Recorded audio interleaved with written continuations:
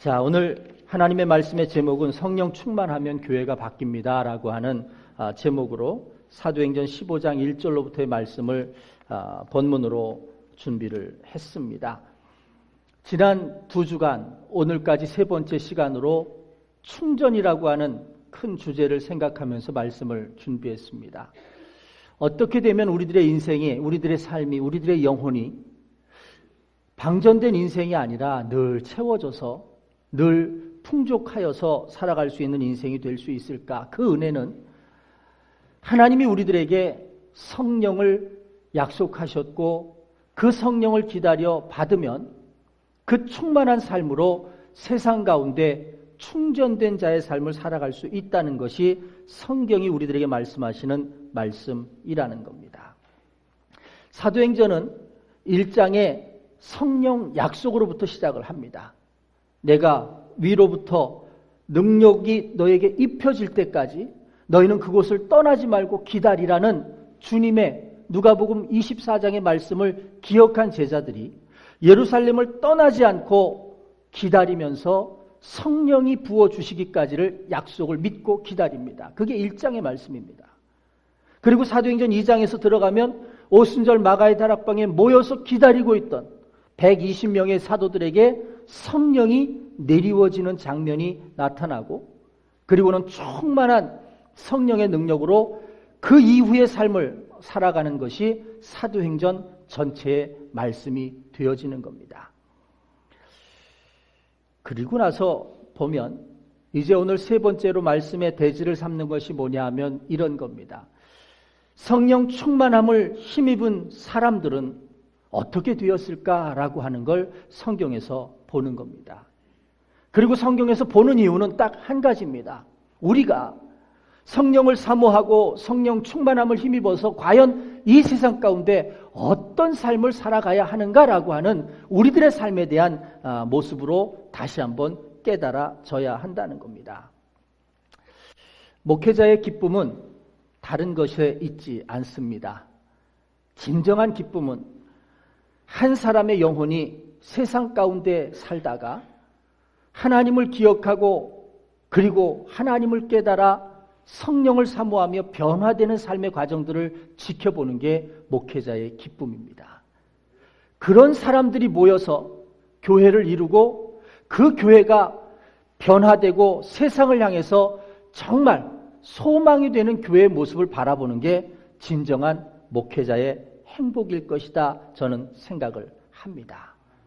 그럼에도 불구하고 교회가 변화되는 모습을 본다는 건 정말 어렵지 않나라고 하는 생각을 하면서 오늘 말씀을 준비해 봤습니다.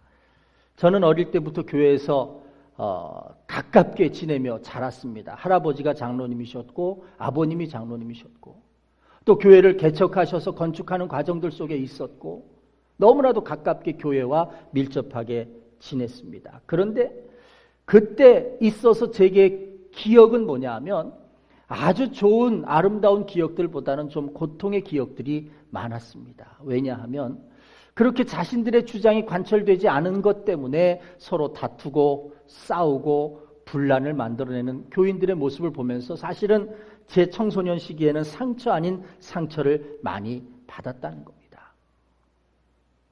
그러던 중에 요한일서 4장 7절의 말씀에 사랑하는 자들아 우리가 서로 사랑하자.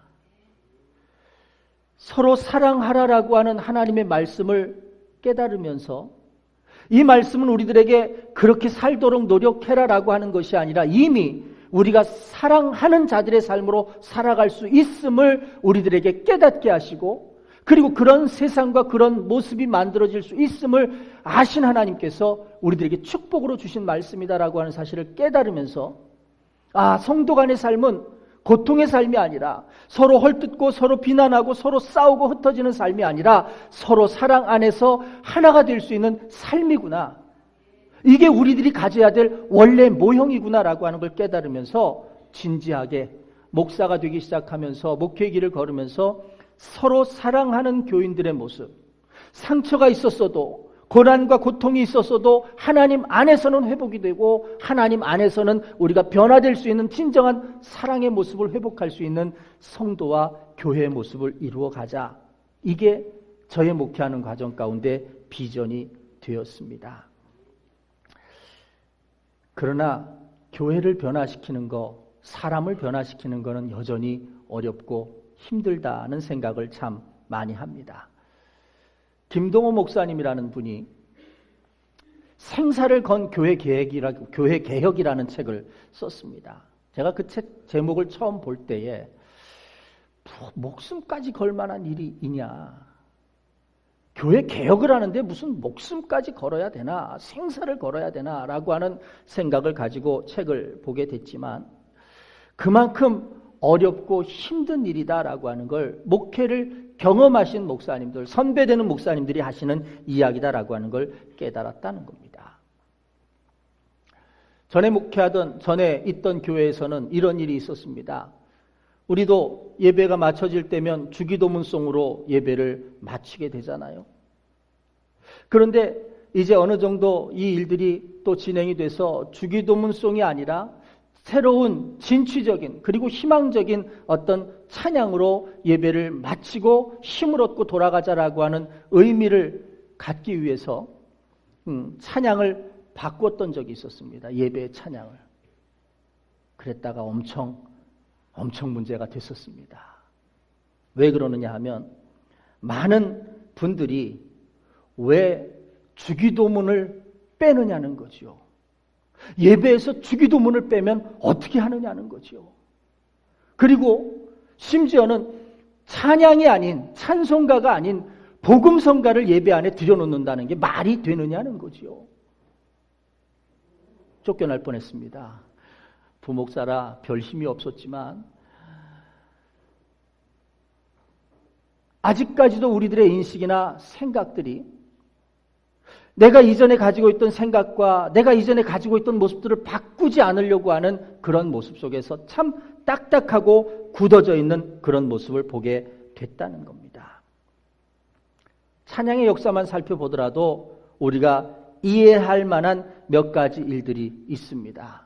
죄송한 말씀이지만 여러분들이 찬송을 부를 수 있으셨던 것도 종교개혁 이후에나 이루어진 일입니다.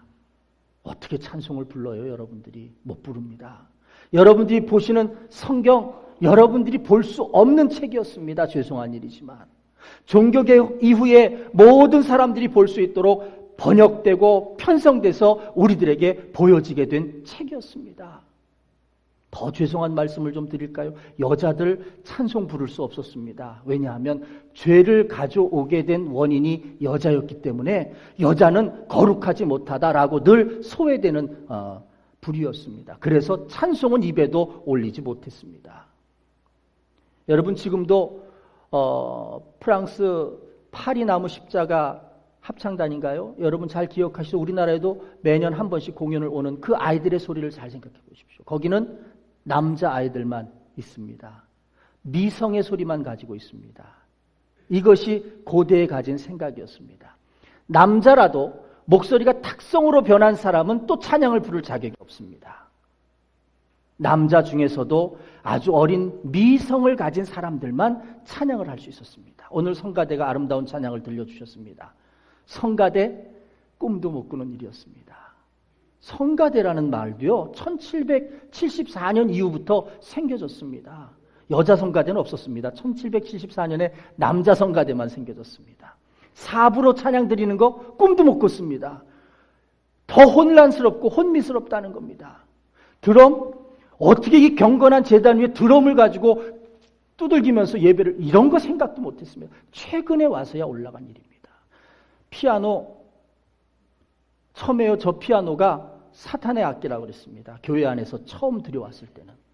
왜냐하면 일반 술집이나 다른 곳에서 공연하는 악기지 성전에서 쓰여지는 악기는 아니다라고 생각했다는 겁니다. 이것이 교회가 가진 딱딱하고도 정형적인 생각이었다는 겁니다. 지금도 예수를 알지 못하는 젊은 청년들에게 교회라는 단어가 떠오르면 무슨 생각이 나느냐 이렇게 물어보면 대답하는 많은 것 가운데 이런 것들이 가장 많이 대답을 하는데 그 첫 번째가 뭐냐면 완고하다는 겁니다. 완고하다. 완고하다. 그 다음에 두 번째가 뭐냐면 전통에 매여 있다. 그리고 세 번째는 뭐냐면 굉장히 보수적인 사람들이다라고 하는 거죠. 저는 한번 생각해 봤습니다. 이런 단어로 대표되는 교회가 변화될 수 있겠느냐는 거죠. 과연 이런 모습으로 굳어져 있는 교회가 바뀔 수 있느냐는 거죠.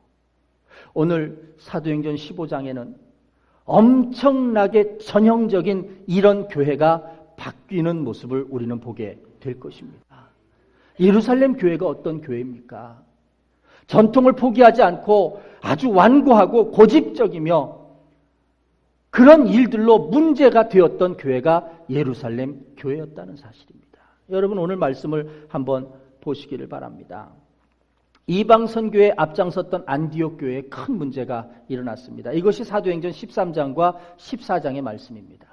바울이 1차로 전도를 하던 지역에서 복음을 들고 나아가서 예수 그리스도를 믿으십시오. 믿으면 구원받습니다. 믿어야 구원받습니다. 라고 하는 것을 전하면서 믿는 이방인들이 성령을 받고 구원받는 모습을 보면서 사도로서 기쁨 속에 충만했습니다.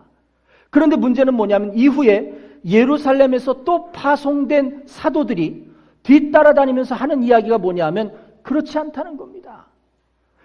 우리처럼 할례를 받아야, 육신의 할례를 받아야 구원받지 믿는 것 가지고는 안 된다는 겁니다. 이것이 교회 안에 문제가 됐습니다. 바울과 바나바는 예수 그리스도를 믿기만 하면 믿음으로 우리가 구원받을 수 있습니다라고 전하고 다니는데 뒤따라온 예루살렘 교회의 사도들은 따라다니면서 그건 아니다라고 하는 거죠. 할례를 받아야만 한다는 거죠. 율법 안에 있어야 된다는 거죠. 이게 교회 안에 다툼이 됐습니다. 문제의 시발이 됐습니다.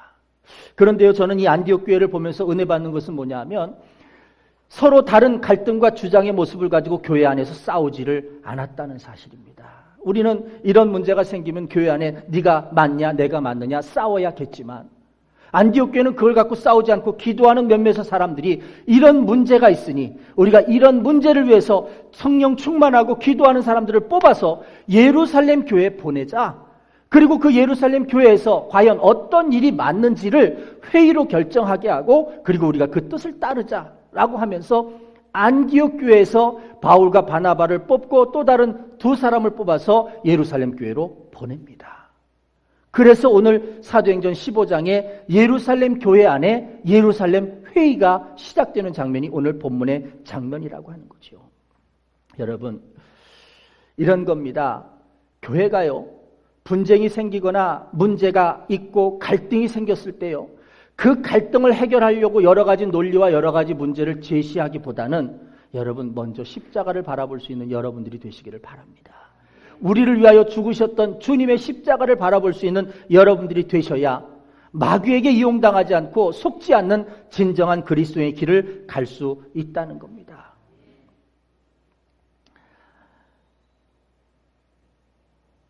우리 중에 이 교회가 변화돼야 된다라고 하는 생각을 가지신 분이 있다면 여러분 먼저 우리가 생각해야 될 일은 뭐냐면 예수 그리스도의 십자가를 붙들 수 있는 믿음이 되셔야 한다는 말씀입니다. 십자가에서는 내가 죽습니다. 그래서 내 생각이 들어지지 않아도 이미 나는 죽어 있는 자기 때문에 아무런 문제가 되지 않습니다. 그런데 십자가에 죽어 있지 않은 사람은 내 말을 안 들어, 내 말이 안 통해 라고 생각하면서 인간적인 분노가 생기게 된다는 겁니다. 그래서 목사가 문제가 되고, 그래서 교회 중직이 문제가 되고, 그래서 교회 직분자들이 문제가 된다는 겁니다. 저는 이 의식은 사실은 제가 성경을 이렇게 보면서 교회 공동체를 떠났던 사람들이 다시 돌이켜서 교회 공동체 안으로 들어오고자 할 때 이스라엘 백성들은 이렇게 했답니다. 그게 뭐냐 하면 한번 내가 배반했던 사람들이라 내가 다시 이 안에 들어와서 함께 공동체의 삶을 살려면 적어도 내가 죽어져야 한다라고 하는 표현을 하기에 성전으로 오는 입구에 이 사람이 배를 붙이고 큰 모습으로 엎드려 버립니다. 그러면 많은 사람들이 들어오면서 밟기도 할 거고 그 사람을 타 넘기도 할 거지요.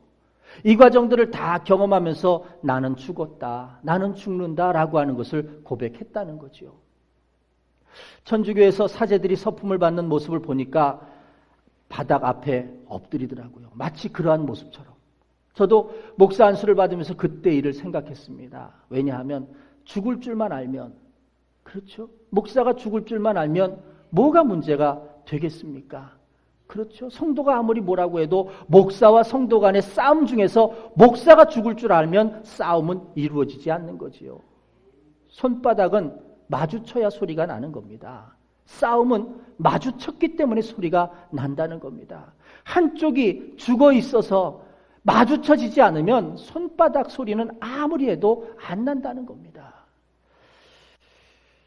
오늘 저는 이 말씀들을 준비하면서 그런 생각을 했습니다. 우리 성도들이 하나님 안에서 온전한 모습으로 교회가 바뀌고 나 자신이 바뀌어서 정말 우리 교회가 가지고 있는 아름답고 선한 뜻처럼 이 땅에 소망이 되는 교회의 모습을 이루어갈 수 있는 성도들, 그렇게 성숙하고 그렇게 훈련되고 그렇게 정말 잘 성장한 성도들이 되기를 소망하면서 오늘 말씀을 준비했습니다. 그런 여러분들이 되시기를 주님의 이름으로 축복합니다. 자, 사도 바울 일행들이 예루살렘 교회에 왔습니다. 이러이러한 문제가 이제 곧 회의를 통해서 어떻게 결론이 나게 될지를 궁금해하면서 그 예루살렘 교회 회의를 참석합니다. 그런데 15장 5절에 보니까 이런 말씀이 있습니다. 바리새파 중에 어떤 믿는 사람들이 일어나 말하되 이방인에게 할례를 행하고 모세의 율법을 지키라 명하는 것이 마땅하다는 겁니다. 아직도 예루살렘 교회 안에 모든 사람들은 뭐가 마땅하다고 생각하느냐 하면 할례를 받아야 하는 게 마땅하다라고 생각한다는 겁니다. 이건 무엇을 의미하느냐 하면 이런 겁니다. 이방인들에 대한 아직도 분별, 배척, 그리고 너희는 우리와 같지 않다라고 하는 편견, 이런 것들이 교회 안에 가득했다는 겁니다. 사도 바울이 이 이야기를 들으면서 얼마나 시작부터 가슴이 답답했을까를 한번 생각해 보십시오. 이게 예루살렘 교회가 가지고 있는 현실의 모습이라고 하는 겁니다. 이방인이 어디 들어올 틈도 없고요. 이방인들에게는 은혜를 나눠줄 기분도 아니고요. 그리고 구원의 기쁜 소식을 나눠줄 수 있는 마음의 넉넉함도 없었다는 겁니다. 마땅하다는 겁니다. 할례를 받아야 마땅하다는 거죠. 안 봐도 회의의 결과는 이미 드러난 것처럼 보인다는 겁니다. 그런데 그들 속에 베드로가 일어나서 대답을 합니다. 자신도 사실은 이것이 마땅한 줄 알았었다는 겁니다. 왜냐하면 사도행전 9장에서 고넬료의 집에 초대를 받는 장면이 있습니다. 이방인입니다. 베드로가 요빠에 있다는 소식을 듣고 경건한 사람 고넬료가 베드로를 초청합니다. 오셔서 우리 집에 오셔서 말씀을 좀, 복음을 좀 전해 주십시오. 사모하는 내가 있고 우리 모든 가족과 종들이 있어서 얼마든지 오셨으면 좋겠습니다. 그런데 이 집은 이방인의 집이잖아요. 베드로는 그 초청을 딱 받으면서 처음에 가졌던 생각은 뭐냐면 갈 수 없다는 거였습니다. 왜? 이방인과 함께 해서는 안 된다는 율법을 어길 수 없는 거지요. 그래서 처음에는 안 가려고 했습니다. 하나님이 환상으로 보여주십니다. 보재기에 쌓인 음식들이 내려옵니다. 그런데 그 보재기 안에는 먹을 수 있는 정결한 음식도 있는 반면에 먹어서는 안 되는 부정한 음식도 보재기 안에 쌓여 있습니다. 그런데 하나님의 음성은 뭐냐면 먹으라는 겁니다. 베드로가 이렇게 살펴보고 분별해 보니까 이놈은 먹어도 되는 음식이고 이건 율법에 먹어서는 안 되는 거고 다 한꺼번에 보자기 안에 쌓였는데 하나님 무조건 먹으라고 하니까 반항을 합니다. 하나님 먹을 수 없습니다. 왜냐하면 부정한 음식이 안에 들어있기 때문에 먹을 수 없습니다는 겁니다. 하나님이 3번씩이나 그런 베드로에게 먹어라라고 말씀을 하시는 거죠. 그리고는 하나님께서 완강한 베드로를 뭐라고 말씀하시냐면 내가 전능하신 하나님께서 내가 괜찮다고 먹으라고 하는데 왜 네가 안 된다라고 하는 것이냐. 여러분 여기에 베드로가 무엇을 깨닫는 줄 아십니까? 우리 가운데 성령께서 괜찮다라고 말씀하시는 그때 내가 주의 음성을 듣고 받아들여 변화될 때와 시기를 만들어라라고 하는 음성이지요. 그래서 고넬료의 집에 안 가려고 하다가 이방인의 집일지라도 성령께서 인도하셔서 초청되어지고 오라고 하는 이 일들이 되어진다면 내가 가보자. 그래서 베드로가 사실은 반신반의하며 갔다는 겁니다. 근데 가서 복음을 전하다 보니까 이 사람들이 달라집니다. 분명히 이방인들인데 할례도 받지 않은 사람들인데 성령이 임하는 모습을 봅니다. 성령 충만하더니 정말 성령의 인도함 받는 삶을 살아가는 겁니다. 놀랐습니다. 베드로가 깨달은 것은 뭐냐 하면 할례를 받지 않아도 구원의 역사와 성령의 역사는 이루어지더라는 거지요. 그래서 지금 베드로가 예루살렘 교회에 있는 완강한 성도들 앞에 나도 그런 삶이었는데, 나도 그런 생각을 갖고 있었는데 내가 고넬료의 집에 왔다 갔다 해보면서 깨달은 것은 이거였다라고 이야기를 하고 있는 겁니다. 그런데요, 중요한 것이 있습니다. 이 베드로의 간증을 들으면서 예루살렘 교회의 지도자들의 그 완고한 마음과 생각이 바뀌어지기 시작했다는 겁니다. 베드로가 저렇게 이야기할 정도면, 그리고 베드로가 저렇게 이야기할 정도면 우리가 이방인도 할례를 받아야 된다라고 하는 완고한 이 생각을 우리가 잘못하고 있는 건 아닌가라고 하는 생각이 속에서 들기 시작했다는 겁니다. 베드로의 뒤를 이어서 바울과 바나바가 일어났습니다. 우리도 안디옥을 중심으로 해서 교회 선교를 하면서 많은 이방인들에게 복음을 전했는데, 그런데 정말 예수 그리스도를 믿는 믿음으로 저들이 구원의 확신을 갖고 성령 충만함을 입는 모습을 보면서 우리도 놀랐습니다.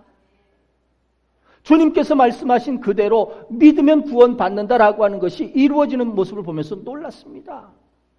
그 이야기를 전하니까 많은 사람들이 하나님의 복음의 전파의 역사를 이해하기 시작했다는 겁니다. 마지막으로 결론적으로 예루살렘 교회의 지도자였던 야고보가 베드로와 바울과 바나바의 간증을 듣고 자기의 생각을 이야기합니다. 그게 19절의 말씀입니다. 거기에 보면 이렇게 합니다. 그러므로 내 의견에는 이방인 중에서 하나님께로 돌아오는 자들을 괴롭게 하지 말아라는 거지요. 그러면서 오늘 성경 가운데는 이 야고보가 분명한 이야기를 합니다. 그건 뭐냐면 하나님 말씀에도 있듯이, 구약의 선지자들이 이미 예표하고 말씀하고 있듯이 이방인들에게도 구원의 길은 열려 있고 이것이 참된 하나님의 생각이요 계획인 것을 나는 알고 있으며 지금 그 일들이 우리들의 삶 속에서 나타나고 있는 것이다라고 성경의 구약의 예언을 통해서 확실하게 선언을 합니다. 자, 예루살렘 교회가 변합니다. 야고보의 제안을 받아들였고 베드로의 간증을 들어서 마음들이 변했고 바울과 바나바의 간증을 들으면서 확실하게 하나님께서 역사하시는 성령의 역사를 깨달아 알게 됐습니다. 그래서 그 회의의 결과를 이제 초대교회 이방인에 있는 모든 교회들에게 서신을 전해서 이것이 맞다, 앞으로는 이렇게 간다라고 하는 서신을 전하려고 합니다. 여러분 보세요. 사도행전 15장 너머의 16장부터는 이제 1차 선교에서부터 시작된 바울과 바나바의 전도 여정이 2차 선교와 그리고 3차 선교로 점점 더 그 지역이 넓어지는 그런 성령의 역사가 일어납니다. 무엇으로부터 시작됐느냐? 예루살렘 교회가, 완고한 예루살렘 교회가, 저들이 뜻을 굽히지 않던 예루살렘 교회가 변하여지는 역사로부터 교회의 선교의 역사는 시작이 됐다는 거지요. 우리들에게 주는 중요한 이유가 있습니다. 교회 안에서부터 우리가 변화되지 않으면 교회 밖으로 이루어지는 선교의 역사는 요원합니다. 세상 사람들은 우리가 변하지도 않는데 우리의 모습을 보면서 복음을 받아들일 준비가 되어 있지 않다는 겁니다. 우리가 먼저 성령 안에서 변화되고 우리가 먼저 성령을 향하여 눈뜨고 귀를 기울이기 시작할 때 세상 사람들도 우리의 모습을 보고 변화받을 수 있다는 사실이지요. 저는 이 설교를 준비하면서 사실은 우리 나라 안에 많은 교단과 교회들을 놓고 사실은 안타까운 마음으로 준비를 합니다. 얼마나 완고한지요. 얼마나 굳어져 있는지요.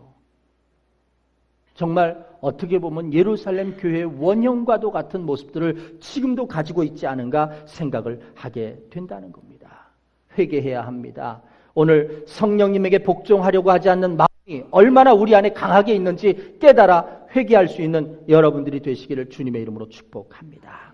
자, 오늘 말씀의 결론은 이렇습니다. 누가 바뀌어야 하느냐라고 하는 거예요. 누가 바뀌어야 하느냐. 하나님은요, 예루살렘 교회의 성도들을 변화시키기 위해서 먼저 바꿔놓으신 사람들이 있습니다. 베드로를 바꿔놓으셨고 바울과 바나바를 바꿔놓으셨습니다. 그리고 야고보를 바꿔놓으셨습니다. 저는 이 말씀을 기억하면서 이런 생각을 했습니다. 오늘 우리들의 삶 가운데 우리들의 교회 안에서 먼저 변화되고 먼저 바뀌어야 되는 사람은 누구냐면 목사다라고 하는 거죠. 사모님만 아멘 하네. 얼마나 목사가 바뀌었으면 좋겠을까.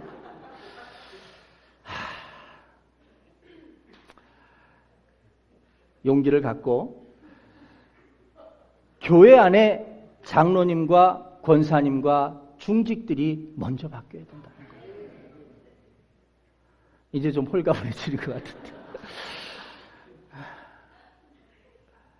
이게 하나님의 방법이라는 겁니다. 제가 목회자로 우리 광주 만나교회의 성장을 방해하고 있지는 않은가 저는 생각해 봤어요. 방해하고 있을 수도 있겠더라고요. 왜? 내가 변하지 않으면 교회 전체가 변할 수 없는 거잖아요. 아멘을 너무 크게 하셔서. 정말 그래요. 요즘 교회의 변화의 길목, 하나님을 향한 성령의 역사의 길목을 막고 있는 건 어찌 보면 목회자요, 장로요, 중직일 수 있다는 겁니다. 회개해야 하겠지요. 변해야 하겠지요. 오늘 성령의 일하심과 역사하심을 바라볼 수 있는 여러분들이 되시길 주님의 이름으로 축복합니다. 베드로가 변했습니다. 어떻게 변했습니까? 완고하던 그였습니다. 하나님 갈 수 없습니다.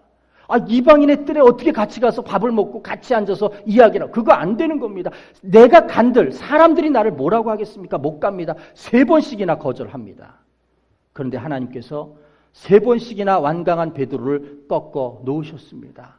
그리고는 가게 하시더니 정말 베드로가 고넬료의 집에서 성령의 역사하는 모습을 보면서 깨닫게 됩니다. 이것이 성령의 역사구나. 여러분, 바울은 어떤 삶을 가졌던 사람입니까? 오히려 그리스도인을 잡아 감옥에 가두는 삶을 살았던 사람입니다. 사도행전 8장에 스데반 집사가 돌에 맞아 죽는 그 순간에 그 스데반 집사의 옷이 던져져서 발끝에 떨어진 그 사람이 누구냐면 사울이었습니다. 그 모습을 보면서 사울은 어떤 생각을 했냐면, 이 지독한 사람들, 잘못 알고 거짓된 증거로 가지고 있는 이 사람들 어떻게든 내가 다 잡아다가 대제사장의 감옥에 다 집어넣어야겠다. 박해를 일삼던 사람이었습니다. 그런 그가 다메섹으로 가는 길목에서 예수님을 만납니다. 빛 가운데 오신 예수님을 만나 눈이 멉니다. 귀만 귀 기울여서 음성을 듣는데 나는 네가 핍박하는 예수다라는 음성을 듣습니다. 그리고는 그가 영혼의 충격을 받고 그의 삶을 돌이켜 성령을 경험하는 삶을 살아가게 됩니다. 하나님은 이런 사람들을 바꾸셨습니다. 오늘 교회의 지도자들인 중직들은 명심하시기를 바랍니다. 오늘 주님께서는 이 교회의 주인 되시는 예수님께서 우리들을 주목하고 계신다는 겁니다. 오늘 주님께서 내게 죽어져야 한다, 네 뜻이 아니라 하나님의 음성을 들어야 한다라고 하는 이 음성에 여러분 주목하실 수 있는 여러분들이 되시길 축복합니다. 그러면 누가 바뀌어야 하느냐는 알았다고 한다면 언제 바뀌어야 하느냐, 어떻게 바뀌어야 하느냐는 거죠. 어떻게 바뀌어야 하느냐. 오늘 성경의 결론적인 말씀입니다. 24절과 25절, 26절의 말씀을 한번 보십시오. 들은즉 우리 가운데서 어떤 사람들이 우리의 지시도 없이 나가서 말로 너희를 괴롭게 하고 마음을 혼란하게 한다 하기로, 사람을 택하여 우리 주 예수 그리스도의 이름을 위하여 생명을 아끼지 아니하는 자인 우리가 사랑하는 바나바와 바울과 함께 너희에게 보내기를 만장일치로 결정하였느니라. 자, 이 말씀의 의미는 이런 겁니다. 이제는 모든 회의의 결론이 났습니다. 그것은 뭐냐 하면 이방인들도 할례를 받아야 한다라고 하는 게 아니라 이방인들도 예수 그리스도를 마음의 중심으로 믿고 받아들이면 성령을 받을 수 있고 구원을 받을 수 있다. 이 회의의 결과가 이렇게 났기 때문에 이 모든 회의의 결과를 문서로 만들어서 각 교회들에게 보내겠다는 겁니다. 그래서 그 일들을 진행합니다. 그런데 27절에 보니까 문서만 보내는 게 아니라 사람까지도 보내겠다라고 사람을 보내서 말로 전하게까지도 합니다. 그래서 편지와 똑같은 말을 전하게 하는데 그게 28절과 29절의 말씀입니다. 성령과 우리는 이 요긴한 것들 외에는 아무 짐도 너에게 지우지 아니하는 것이 옳은 줄 알았노니 우상의 제물과 피와 목매어 죽인 것과 음행을 멀리 할지니라 이에 스스로 삼가면 잘 되리라는 말씀입니다. 잘 되리라는 거죠. 잘 되리라. 여러분 여기 말씀에 잘 되리라고 하는 이 말씀에 귀를 기울이시길 바랍니다. 그것이 뭐냐 하면 지금 결론으로 맺어진 이 말씀을 따라 잘 성령의 음성에 귀 기울여 살아가는 삶이 되면 우리들의 삶이 성도들로 교회 행정으로 교회 일치를 이루는 평안의 삶을 이루어 가게 될 것이다 라고 하는 거지요. 그 이야기는 구체적으로 이런 겁니다. 이제는 더 이상 이방인들에게 율법을 따라 할례를 강요하지 말아라라고 하는 말과 같은 말입니다. 또 다른 말은 뭐냐 하면 이제 우리들에게 복음에 합당한 생활이 있는데 복음을 받아들인 자는 이제부터는 더 이상 우상을 따르지 말고 또 여기에 있는 것처럼 음행을 버리고 그리고 정결한 삶을 살아라라고 하는 게 복음에 합당한 생활이라는 것을 선포합니다. 그런데 이 전하여지는 말들 속에 너무나도 중요한 표현이 있습니다. 그것이 뭐냐 하면 28절의 말씀에 가장 앞에 있는 말씀입니다. 무엇으로 사람들에게 전하라라고 하느냐 하면 이렇게 말합니다. 성령과 우리는 이라고 결론을 맺습니다. 지금 예루살렘 교회 지도자들이 모든 회의의 결정을 내리고 난 뒤에 그것을 편지로도 썼고 사람들의 입으로도 전하게 하면서 그 서두에는 뭐라고 하느냐 하면 성령과 우리는 이라고 표현을 하고 있다는 사실입니다. 여러분 이것이 무엇입니까? 오늘 예루살렘 회의의 결정권자는 베드로가 아닙니다. 오늘 예루살렘 교회 회의의 결정권자는 바울과 바나바가 아닙니다. 심지어는 예루살렘 교회 담임 목사인 야고보가 아닙니다. 지금 이들이 고백하고 있는 일은 뭐냐 하면 성령께서 하셨다는 것을 고백하고 있다는 겁니다. 우리가 결정한 것이 아니라 성령과 우리가 깨달아 알게 됐다는 사실이죠. 여러분 이런 겁니다. 우리가 어떤 일을 결정한다고 했을 때 여러분 그건 누구의 생각으로 결정하시는 겁니까? 교회 안에서는 내 생각이 아니라 성령께서 말씀하시는 생각으로 결정해야 한다는 겁니다. 내 마음에는 이게 맞는데 라고 생각하고 내 마음에 맞는 생각이 아니라 하나님이 기뻐하시는 일이 되어져야 한다라고 하는 겁니다. 그래서 모든 결정 속에 내 결정이냐 아니면 성령님의 결정이냐를 생각해 보고 결단을 내려야 한다는 거지요. 자, 베드로전서 4장 7절로 11절에 아주 귀한 말씀을 우리들에게 주고 있습니다. 제가 읽어드립니다. 만물의 마지막이 가까웠으니 그러므로 너희는 정신을 차리고 근신하여 기도하라. 무엇보다도 뜨겁게 서로 사랑할지니 사랑은 허다한 죄를 덮느니라. 서로 대접하기를 원망 없이 하고 각각 은사를 받은 대로 하나님의 여러 가지 은혜를 맡은 선한 청지기 같이 봉사하라. 정말 중요한 건 여기 있습니다. 만일 누가 말하려면 하나님의 말씀을 하는 것 같이 하라. 누가 봉사하려면 하나님이 공급하시는 힘으로 봉사하라. 여러분 이 말씀의 의미가 뭔지 아십니까? 내 생각이 아니라는 겁니다. 내 힘으로 하면 지칩니다. 내 생각으로 하면 일이 됩니다. 그러나 하나님이 말씀하시듯 생각을 가지고 하라는 겁니다. 하나님이 내게 힘을 주셔서 하는 것으로 봉사하라는 겁니다. 이것이 성령의 음성을 듣고 살아가는 삶입니다. 오늘 저는 이제 사도행전 전체의 결론과도 같은 또 계속해서 여러분들의 마음속에 성령의 도전과 성령의 음성을 여러분들이 들으셨다면 오늘 성령님의 생각이 내 생각이 되어지고 그리고 내 생각은 접어두고 성령님의 음성을 듣기를 원하시는 여러분들이 되시기를 주님의 이름으로 축복합니다. 그러기 위해서는 성령의 음성을 더 잘 듣기 위해서는 두 가지를 해야 합니다. 그것이 뭐냐면 성경을 많이 읽고 묵상해야 한다는 겁니다. 하나님의 말씀으로 가득 채워져 있으면 아무리 힘들고 어려운 순간에 하나님의 말씀이 튀어나옵니다. 두 번째는 기도를 많이 하고 순종하는 삶이 되셔야 한다라고 하는 겁니다. 여러분 신앙생활 하다가 내가 잘 이거 모르겠다. 내가 이걸 어떻게 했으면 좋을지 잘 모르겠다라고 생각하시면 누구에게 물으시겠습니까? 두 가지입니다. 성경을 많이 평소에 읽는 분에게 물으십시오. 또 기도를 늘 하고 하나님 말씀에 순종하며 살아가는 분들에게 물으십시오. 이런 분들을 멘토로 삼아서 여러분들이 신앙생활과 여러분들의 삶에 도움을 받으십시오. 그러면 성령의 음성을 더 분명하고도 명확하게 들으실 수 있다라고 하는 겁니다. 사랑하는 여러분, 오늘 저는 사실은 그림이 머릿속에 있습니다. 그것은 뭐냐 하면 완고한 예루살렘 교회가 성령의 역사하심을 비로소 듣고 깨닫고 인식하고 난 뒤에 자신들의 완고함을 버릴 수 있었습니다. 이것도 놀라운 행위입니다. 그런데 그 놀라운 행위 속에 이제는 하나님께서 이방을 향한 놀라운 구원의 계획이 펼쳐지기 시작하셨다는 겁니다. 분명한 건 이것입니다.